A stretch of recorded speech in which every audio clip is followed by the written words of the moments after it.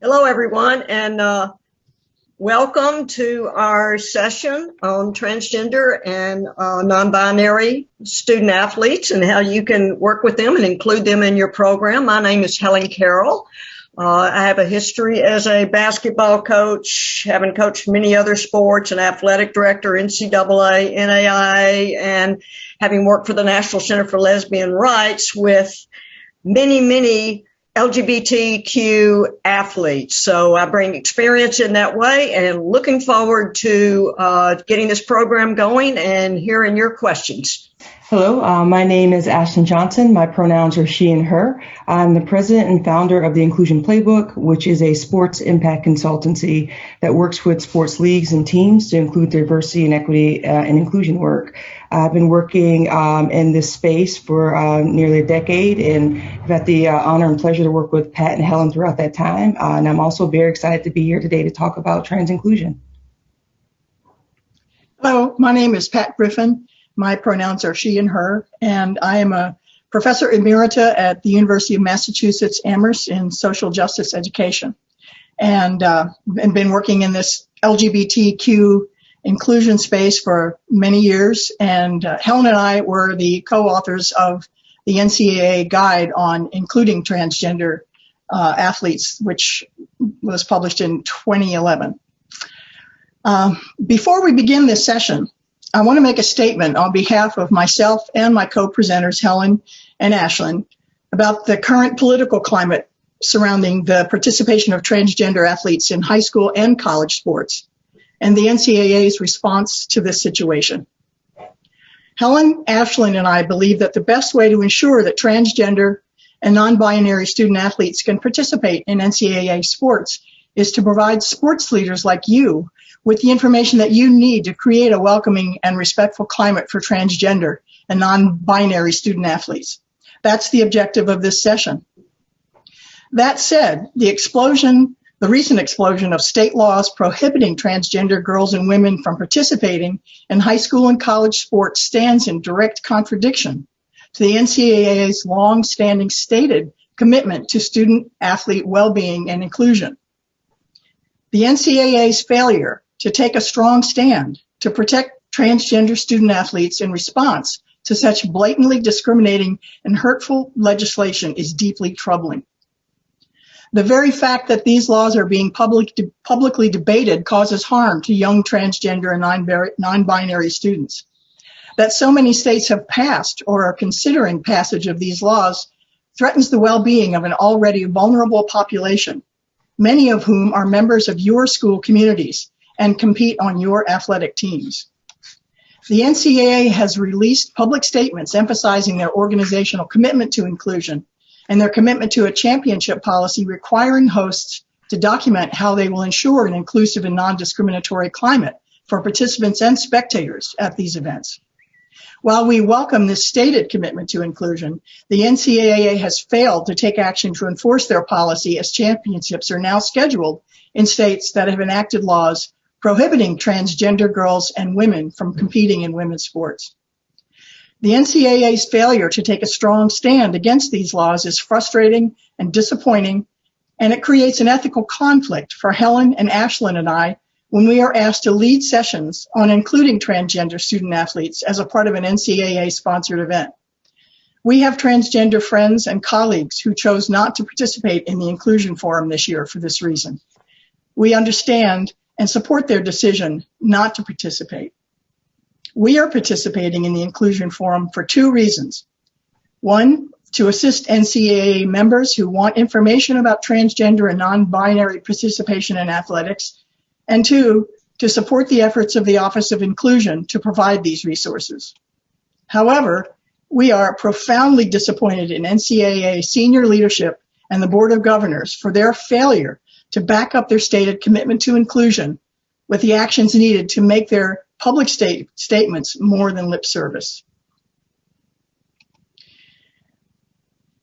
Thank you, and welcome to the session on inclusion of transgender and binary student athletes. Our goals for today are to review some terminology, talk a little bit about the social legal climate for transgender inclusion, review the NCAA policy recommendation and best practice recommendations, talk a little bit about some of the concerns expressed about transgender inclusion, and provide some time at the end so we can do some questions and answers from you. Thank you, Pat, for starting us off there and making that statement for all of us. We appreciate that. So to get started, let's just work it so that we can begin on a baseline with some terminology. Sex assigned at birth is the designation at birth based on examination of external genitalia, whether you're a boy or girl, male or female. Gender identity is the person's internal sense of being a woman or girl or man or boy or another gender identity, such as non-binary. Now, gender expression is the behavior or appearance of characteristics that express our gender identity. It can be clothing, haircuts, movement patterns, voice, etc., how you show yourself to the world. And then transgender is an adjective, so you will use it to describe a person, a transgender person, a transgender athlete, describing the gender identity that does not match with the sex assigned at birth. And cisgender, we often find this is a new term for many people that we work with, many clinics that we give. Cisgender is an adjective describing a person whose gender identity does match the sex that they were assigned with at birth. So non-binary, and for many of us, this is a new area that we're working with student athletes, describes a person whose gender identity isn't either male or female. A non-binary person can feel a mix of both, perhaps one day more male, one day more female, somewhere in between, completely different.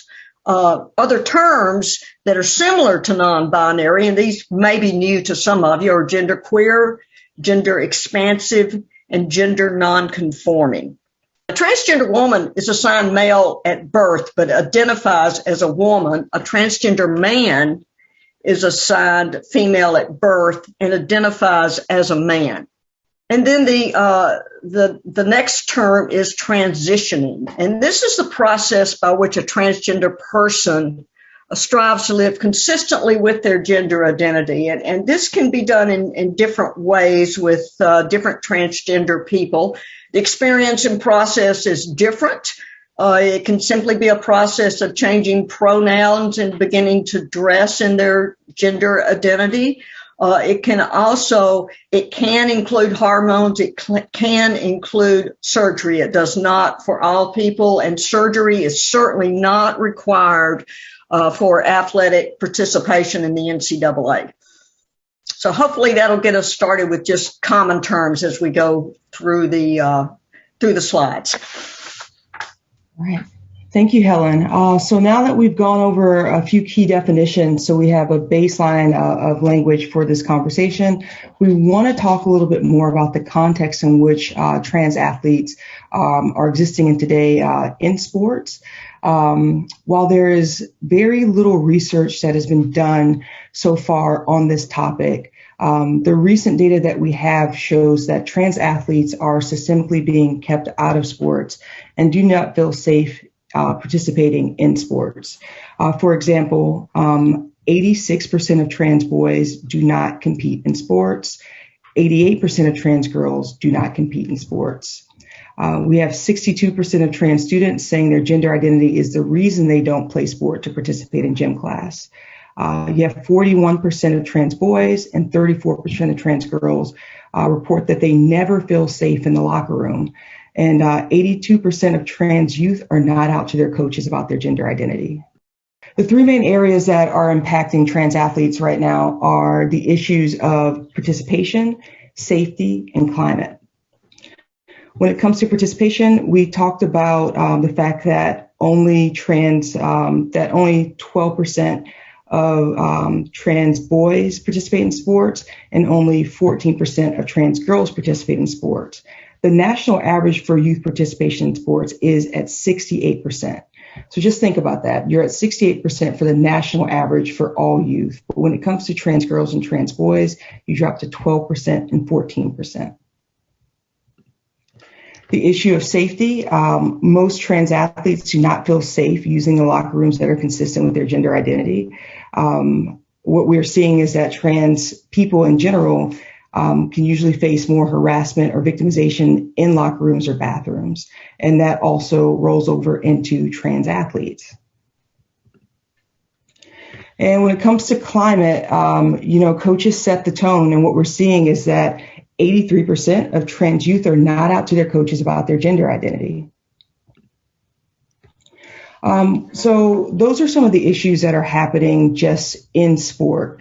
What we're seeing today in the political arena is that trans athletes are also being targeted by state legislatures.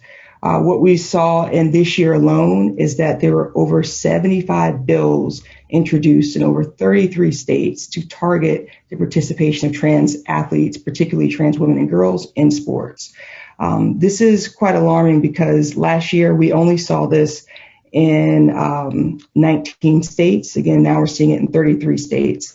Last year, only one of those laws actually passed, which is being challenged in court as unconstitutional and discriminatory.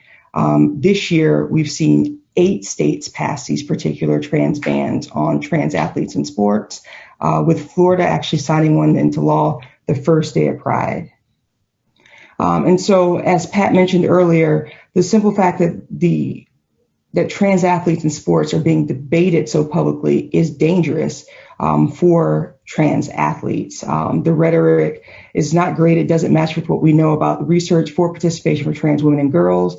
But unfortunately, this is the climate that trans women and girls who are athletes are existing in today. All right. So before we move on to the next portion, I want to talk a little bit about why this matters. It matters on like 3 main levels.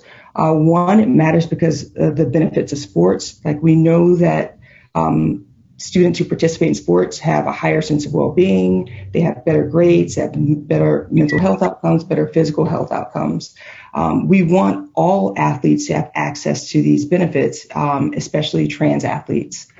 It also matters because of the benefits of outness. What we know through research is that people who are allowed to be out have better mental health outcomes and a better sense of well-being. This also applies to transgender athletes.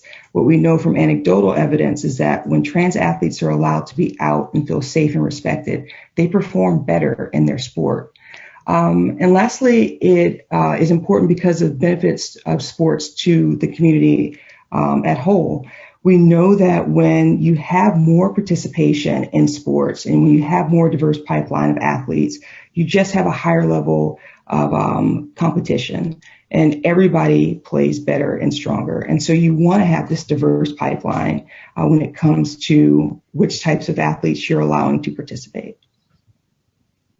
And with that, I will kick it over to, I think, Pat to talk about student-athlete policies. I want to say a few words before I actually describe the policy. One is that no one policy fits all competitive contexts. Policy should match the goals of the organization, the developmental level of the participants, and the competitive context, so that it makes some sense that there are different policies for the Olympics or international competition at the highest levels, the NCAA, and high school or recreational sports. And these different policies are good examples of how this policy diversity can be implemented to meet the needs of particular competitive contexts. It's also true that all policies need to be reassessed on a regular basis as we learn more about transgender participation in sports. The NCAA policy recommendation was adopted in 2011 and has been in effect for 10 years. And it's based on the belief that athletics is a valuable part of the educational experience for all students. It's based on principles of fairness, inclusion, respect for privacy, and the best science available on the effects of testosterone suppression. The policy has enabled transgender student athletes to participate successfully in NCAA sports for 10 years. So let's talk a little bit about what that policy is. Generally, I'm going to present this in two different categories. One is for transgender student athletes who are using hormone treatments and as a part of their transition, and athletes who are not. So the first part of the policy states that a transgender male student athlete who has received a medical exception for and is being treated with testosterone for the purposes of NCAA competition may compete on a men's team, but is no longer eligible to compete on a women's team without changing that team status to a mixed team.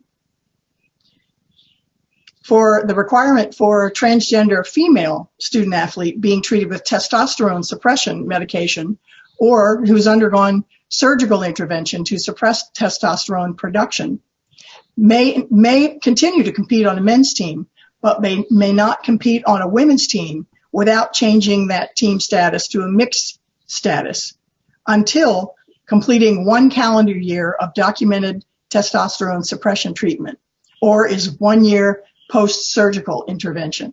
So that's the requirement for transgender student athletes who are taking hormone treatments. This is the recommendation for transgender student athletes who are not undergoing hormone treatment. They may participate in sex-separated sports activities in accordance with their assigned birth sex. A female-to-male transgender student athlete may participate on a men's or women's teams. A male-to-female transgender student athlete may not participate on a women's team. The NCAA recommendation for students who identify outside the gender binary who are not taking hormones. So this applies to students who identify as gender fluid, gender queer, non-binary, agender, or any other gender outside the gender binary who is not taking hormones. They may participate in sex-segregated sports in accordance with the individual's assigned birth sex. A student who is assigned female at birth who is not taking hormones related to gender transition may participate on a women's team.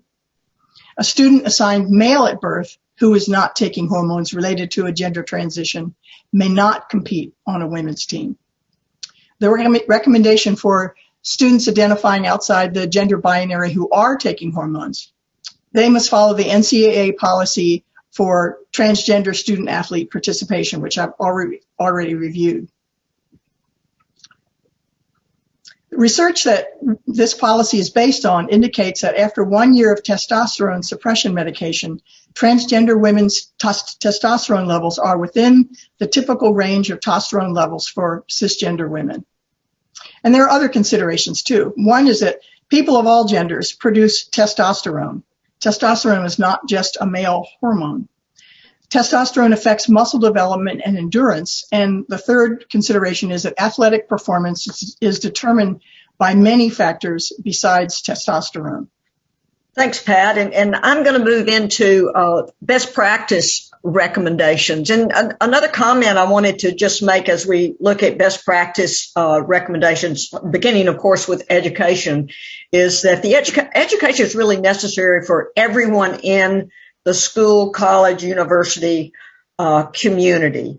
It's not just for the coach or just for the athletic director or just for the team, but to really be inclusive, we've got to look at information about transgender identities, non-discrimination policies, expectations for how to create a respectful school, and team climate for all students, including transgender students. Oftentimes we talk about transgender students, of course, so much in a workshop like this, but we don't put as much emphasis on the fact that this is really, really important for their cisgender teammates also, because we are creating a climate for the whole athletic department, the entire school, but certainly the entire team and the entire athletic department.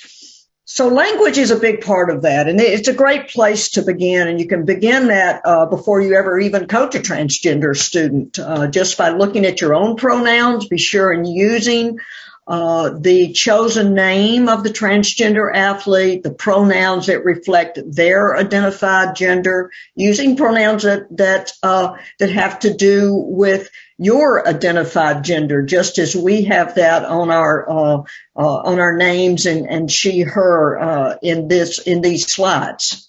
So facilities access is often a question, and one of those very practical questions that schools need to take a look at.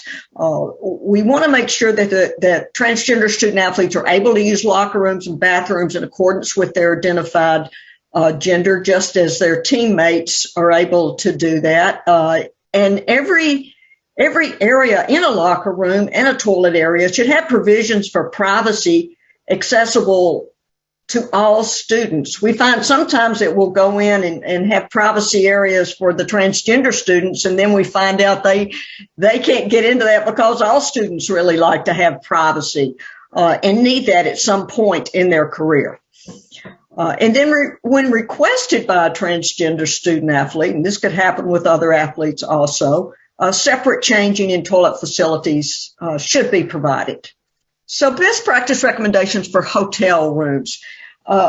Really, trans student athletes should be assigned in hotel rooms according to their identified gender in the same manner that other members of the teams are assigned rooms.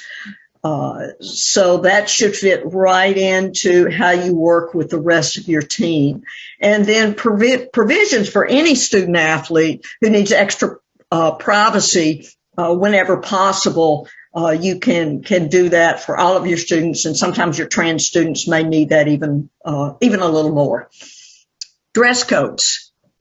Transgender student athletes should be able to dress in accordance with their identified gender, and then dress codes for athletic teams should be able to be gender neutral. For example, you may not, you don't need to require dresses or skirts for your women's teams. And instead, you can require attire that is neat and clean and appropriate for the occasion. Best practices of communications with opponents. Speaking with athletic directors and coaches from other schools prior to competitions are really critical for treatment of your trans student athletes on and off the court. It's also important to do this even if maybe you don't have a transgender student athlete, just to make sure that within your conference that this conversation is not an unusual conversation that takes place during a season. You don't have to identify a particular student athlete, but rather establish the general expectations for treatment of all student athletes, including your student athletes who are transgender.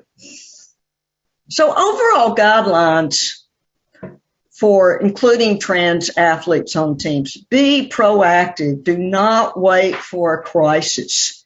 Know that at some point you are going to be coaching or having just a great transgender student athlete on one of your teams that's really going to add a lot to your athletic community. Focus on inclusion, not exclusion. Protect the privacy of the transgender student athlete. I worked with one trans student athlete that did a great job as goalie for years. The team did well, and then after she graduated, she told her team that she was trans and ended up being an assistant coach for them for the next 2 years. So it's up to us as coaches and athletic directors to protect the privacy and to go with the will of what the trans student athlete may want to have happen for themselves during their career. And then, of course, back to educate. Educate athletic staff, student athletes about gender transitions and athletics.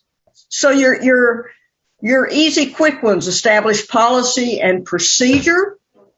You have guidance from the NCAA policy. You can take that and work that within your university or your college. Make sure that people know you have a policy and procedure, that it's on your web page, that people can see it. Not only your cisgender athletes who know that that's there and available, but your transgender athletes who may be looking for a school to come to. Protect privacy always, always. Provide trainings and education. You can't do too much of that. Even just facilitating discussions within different groups of coaches or athletes or teams. Be intentional and think about language. You know, it's something that we all have to learn how to do. It may be a little different than what we've done before. But we're smart athletic people. We can do this. We know how to do this. And we're moving with our athletes to make our whole teams better, better, better. And then check your facilities. Just run a check on your facilities, see what you need to do, how you need to do it. And if you need any help with any of these practical best practices, it's kind of the nuts and bolts of how to actually do the work for your transgender student athletes and your cisgender student athletes. You can look at resources. You can contact us. There is plenty of help out there to help you with the best practices. All right, thank you, Helen. We're in our next section. We're just going to briefly talk about some of the concerns that people most frequently express when it comes to trans participation in sports. That includes competitive equity, competitive safety, issues with access, privacy, and safety with the locker room, and gender equality. So when we talk about competitive equity, the question that we need to ask ourselves is is there ever really a level playing field? We know that when it comes to athletic excellence and athletic performances, there are a lot of factors that come into play. There's height, strength, weight, experience in sport, skill. So these are all kind of physical factors that play a role into how well you're going to do in your sport. But we know there's an overlap between sexes and variations between sexes. There are women who could be 6'3". There are men who could be 5'2". We know that there's variations across the board. And so the one thing that we shouldn't do is try to take all those variations and put them down into one factor, which is someone's gender identity. In addition to some of those types of advantages, there are different types of advantages that we don't really talk about. Some people have access to more high-tech training and equipment. There's certain environmental advantages, and we're seeing that a lot more in the context of racial justice conversations. We know that people of color usually do live in areas where there's not as clean air or water or good nutrition. So there are environmental advantages to consider. We know in sports, financial advantages matter too. There are social advantages, and there are some genetic advantages. Again, the purpose for this conversation here is that we think about all of the factors that go into someone being very good in their sport, or someone having advantages in sports. And we don't just think about this one issue of gender identity, but no, that's just one factor that's along a larger scale of different type of variations that people can have. I can take this part. We just wanted to put a few resources on the screen here for you all. There's Champions of Respect. That's a very good resource that's online at the NCAA's website. The NCAA also has a really good guide for trans athletes. And then NCLR drafted another guide called On the Team that has a lot of the policy recommendations that Pat and Helen just mentioned. The 2011 guide that is available now is way out of date, especially in terms of the language use. We learned a lot more about language use, and it does not, the 2011 guide does not include any recommendations for non-binary students. The policy itself for transgender students is in effect from that guide, and as I said when I was talking about the policy, the NCAA has added recommendations now for non-binary students. The guide itself is in the process of being revised. This past fall, there was a national forum on gender identity sponsored by the NCAA, where we had transgender and non-binary student athletes, coaches, administrators, advocates, all participating in the conversation, trying to figure out what needs to be updated, how to move forward with the NCAA policy. And I think what we're doing now, or what the NCAA is doing now, is extensive research on gathering the latest literature on transgender inclusion, and the guide is in the process of being rewritten at this moment. I'm not sure what the timeline is for the new guide being issued, but until it is issued, the 2011 guide is still the current guide. You just have to overlook a lot of dated language. And if I could just mention on the 2010 NCLR on the team manual also, that was written to include high school and colleges. And both of these resources, certainly terminology, best practices, there's a lot in there that is still very, very helpful for athletic departments to use as you're looking at your own departments, just to let you know that. And we also want to highlight one last resource, transathlete.com. It's a great website that has up-to-date policies and language that you can use for updating your policies and practices. Amy, I'm wondering if you would be willing to address the question about monitoring levels of testosterone. Yeah, thanks, Pat. I was just writing answers as you brought it up, so thanks. I'm glad to do that. So the NCAA policy, the science and the data we had to go on in 2010 and 11 was that the best way forward for our student athletes was to have the 1 year suppression. We currently do not require any kind of monitoring or turning in specific data. What we are encouraging is a very important relationship between a physician and a transitioning student, and that student athlete is receiving the proper care that the student athlete needs. So as Pat mentioned, as one of the outcomes of our Gender Identity Summit that we held in October of 2020 is an ongoing review of the policy and a literature review that looks at science, including testosterone, social sciences, including inclusion, and also physical and mental health. So any decisions moving forward about any change to the policy will be evidence-based, just as it should in any major decision that we would make in any area, particularly those in higher education and related to student athletes. And Pat is right. The fact that there is actually some offensive language that, medical professionals and psychology professionals say don't use that anymore. That needs to be out. That we are in the process of updating that. But in terms of mixed teams, was a question about where can I find out more about mixed teams. The current guide, page 12 of the guide, has a section about mixed teams. So that's a resource that you can turn to for that. Is the 1 year suppression eligible for a medical red shirt so a student athlete doesn't lose a year of competitive eligibility? Amy, I would really love for you to answer a question like that as the person from the NCAA. Yeah, sure, Pat. I'm glad to do that. As with any situation for a student athlete where they want, opportunity to extend their eligibility based on whatever the situation may be, we have a waiver process that any student athlete can go through. And when those waivers are considered, our colleagues in academic and membership affairs who process those regularly have members of our inclusion team and other experts across the building to help with those and to advise.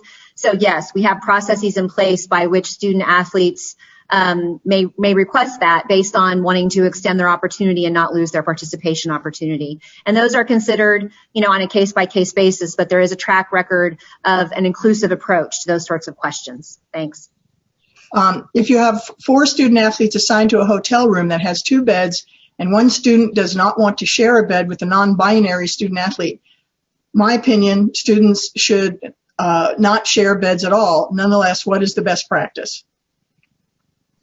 Well, I think there are a couple of those. First is to sort of think that perhaps this could come up before you're even on any road trip, so it doesn't become a crisis, and be able to talk a little bit in general with the entire team. But then if an athlete is having feelings about that, you could sit and talk with them one-on-one to see what the fear is and what the feeling is about that. And if you have 4 people in a room, sometimes you can switch it around, but you certainly don't want the non-binary or the transgender student athlete to feel excluded or less than. But you also want to be able to do the education with all of your student athletes. And then as a coach, I think it is important just to make sure that it's very clear at the beginning of the season, if you assign rooms, and sometimes in this case, that's a good way to do this, is that everyone will be staying with everyone at some point.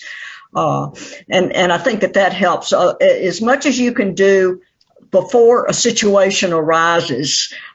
is the best answer to keep that from becoming any kind of crisis. I hope that helps a little bit. First of all, a definition. An intersex athlete is, or an intersex person is someone who has a mix of both male and female physiological characteristics. An intersex person is not a transgender person, typically. And as of now, the NCAA does not have a policy that directly applies to the participation of intersex athletes. And again, Amy, can I kick that over to you? Is there any thought to including any more information about intersex athletes? Hi, Pat. Thanks. Yeah, I know that was considered a decade ago. It was part of the discussion, and the Office of Inclusion partners with our Sports Science Institute in reviewing the policy, and the committees, the membership committees there. So absolutely, we need to have our Committee on Competitive Safeguards and Medical Aspects of Sport, as well as our committees that work on inclusion from the membership, to engage on that topic as well. It's an important one. And, part of our messaging here is that, for athletics to be proactive, not reactive, right? It shouldn't be on the transgender or non-binary student athlete to be the one who has to teach everyone or to bring up the topic for the first time. We want to be ready to serve our student athletes. So it's certainly an area that does need attention. Thank you. Is there any policy if a student starts taking hormones and then stops?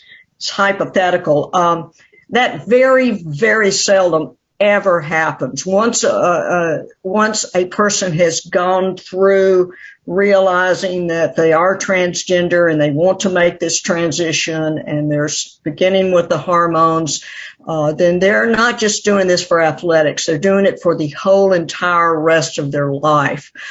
So that's really the best answer I can give on that. There's not a specific written policy on if a student stops, but we have just never seen that happen across the U.S., especially in college athletics as of now. And Helen, I would just add, I think you're spot on with that. And we, in the 6 years I've been at the NCAA, I believe we've only had one inquiry about that in terms of a student athlete, perhaps, who identifies as transgender, deciding to maybe change their course of action. And I would just say that any case like that would be considered specific to each student athlete, and we would do our best to look at that situation and make a decision in the best interest of all involved. But I just wanted to share that only one inquiry, and then it ended up that after that inquiry said never mind, not going to change the course, and that's it in 6 years. So just to kind of back up what you're saying there. I want to address one of the questions about whether or not a transitioning student who comes from an open and inclusive state enrolls in a state with more stringent restrictions, like which rules do they have to abide by. If the question is asking about what the school regulations are, of course, that athlete would have to abide by the school regulations. But if you're talking about an athlete going from a state without one of these bans to a state with one of these bans, that student might not be eligible to play in a state that has one of these anti-trans bans. So you are correct in assuming that the student would have to abide by the new state rules. But this is something that highlights, again, how this is difficult for trans athletes, especially if they want to or have to transfer to institutions in some of these states.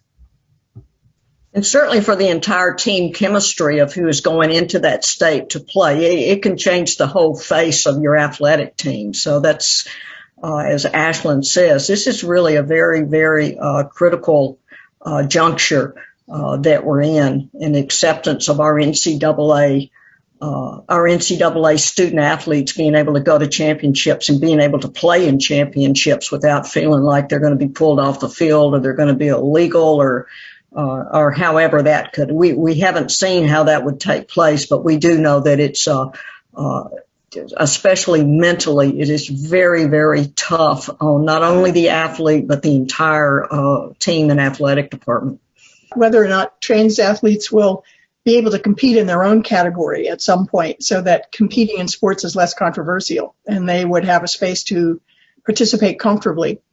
I think it's important to remember that the number of percentage of the population that identifies as transgender is very small, and the number of people who identify as transgender who want to participate in college sports is probably even smaller. So it's an unrealistic solution now to try to create a separate category of participation only for transgender athletes. And in fact, I think it would increase the othering of those athletes to have them compete in a different category. I think our challenge is, and I think the NCAA policy is a pretty good example of how to try to create space within primarily segregated sport opportunities to include transgender athletes, and let them be able to play according to their gender identity. So I guess the answer in a word is that I think that would be an unrealistic solution, my opinion. Title IX being used as a political tool to defend the anti-transgender athlete bills. What would your response be to someone saying, I'm unlikely to succeed because I'm a woman when competing against transgender women? I think the best way to answer questions like that is to look at the history of 10 years of the NCAA policy being in effect. And at the high school level, there are several states like Washington State and California and Massachusetts and Vermont and several others that Helen could probably add, who have had inclusive transgender policies for a number of years. And it has not been the case that transgender girls and women are dominating the competition, or that a cisgender girl cannot win championships. I think that that fear is overstated, and I think all of us believe in women's sports and want cisgender and transgender women to be able to compete successfully and have a great experience in athletics. And so the challenge is to address some of the myths about transgender women and girls dominating girls' sports. And in fact, in several of the states that have introduced these anti-trans laws, the legislators who are backing these laws cannot even provide a single example of a transgender athlete participating, much less dominating the sport. And I'll mention also, even though I don't think this should be entirely relevant, but at this moment, and Amy, you may know something a little different than that, but we're just not aware of scholarships that's even been given to a transgender high school student athlete going to college. Now, I myself hope that there have been some scholarships that have been given to transgender women student athletes, and that I just don't know about it. But again, I only say this to talk about that premise that that transgender women athletes are taking over all of women's sports. And even as I say that, I kind of feel like I just have to say it's hard for transgender women to take over women's sports when they are women themselves playing in women's sports. So I just wanted to throw that comment out there too. Is there more detailed guidance regarding availability of private spaces in bathrooms? For example, does a shower or bathroom stall suffice as a separate space, or must a separate room be available? I think that one of the things that I would recommend for every athletic department is to do an assessment of the spaces in your athletic department, looking at bathrooms, looking at locker rooms to see what's feasible in that situation. I think the ability to provide privacy, it could be as simple as a curtain, or it could be as extensive as actually having facilities where there are options for all athletes to have private space. One of the points I like to make about facilities is that every athlete should have the ability to have private space in a locker room and a bathroom. It isn't just for transgender athletes. There are lots of reasons why any athlete might prefer more privacy. It might have to do with religion. It might just have to do with body image issues. There are any number of reasons, and I think that it's a good thing for athletic departments to take a look at their facilities and make some assessments about how they can provide more privacy for all athletes in those spaces. I think there are a couple of questions that I note also about the NCAA's position or lack of taking action on this issue. There's one question that says if states were refusing to allow athletes to compete based on their race, I imagine the NCAA would take some serious action to ban the schools in those states from competing. Why is the NCAA not taking a tougher stance when it comes to transgender athletes when transphobia and racism are equally damaging? I think that these are great questions to pose, and I would recommend people who want answers to that question to pose them directly to the board of directors and the senior leadership of the NCAA. You know, the Board of Governors has regularly scheduled meetings. The next one is on their regular calendar is in early August. We, you know, as the statement says, and we have said for a long time, there is monitoring of the bills, and the Board of Governors is very aware that these bills do go into effect on July 1. So certainly our Office of Inclusion will pass along this feedback and information to both senior leadership and through them to Board of Governors discussions. So thank you. I wanted to also address a question about how these state laws impact participation across state lines. It's going to depend on how the laws are written, but for example, Idaho's law is so broad that if you are a team with a trans athlete on your team and you play a game in Idaho or play against a team from Idaho, you open yourself up to liability because of how broad that particular law is.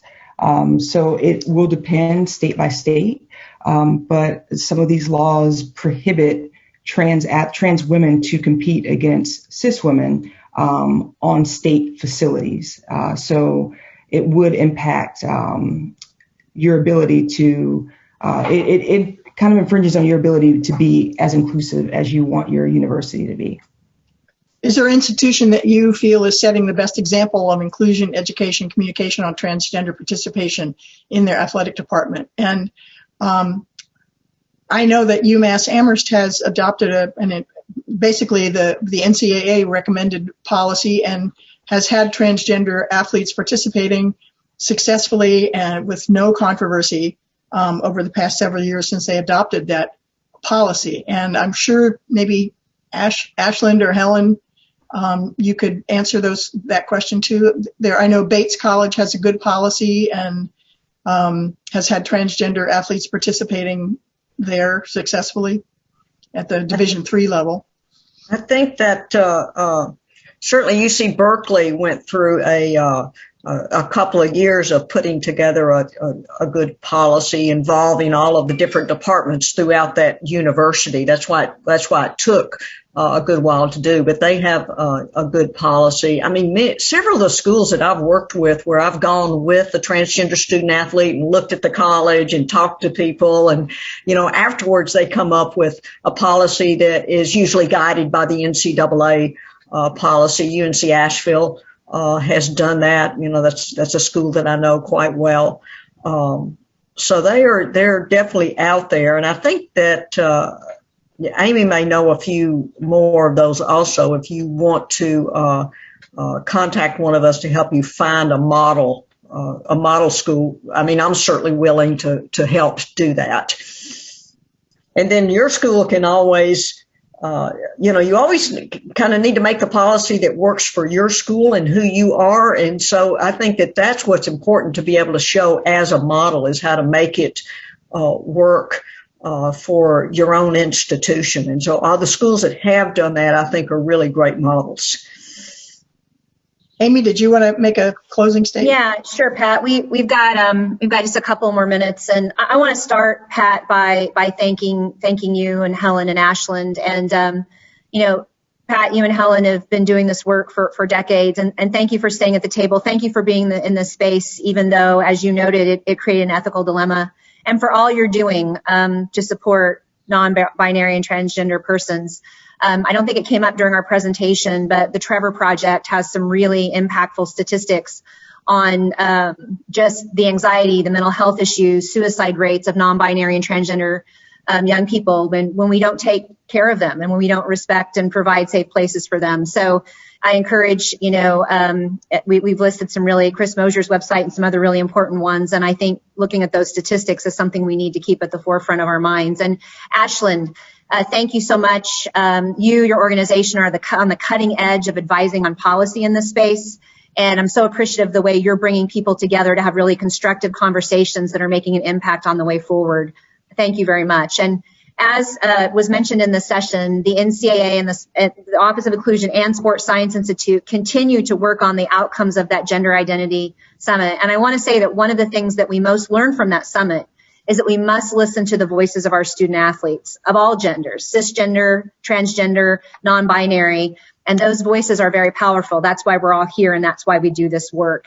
The other piece that came out of that summit was that we don't have the research that we need right now to change the policy. So we can criticize that it hasn't been updated, but do you change something that has worked well when we do not yet have any research or evidence that says change it, right? So, we're at the table, we're working very hard on that, and we're continuing to engage persons who were part of that summit to help us in this process, as well as our membership committee. So again, thank you for being involved. This is, I think we're only going to hear more about this as states continue to move forward. And I know that the NCAA, as the Board of Governors continues to engage, will release more information when that occurs.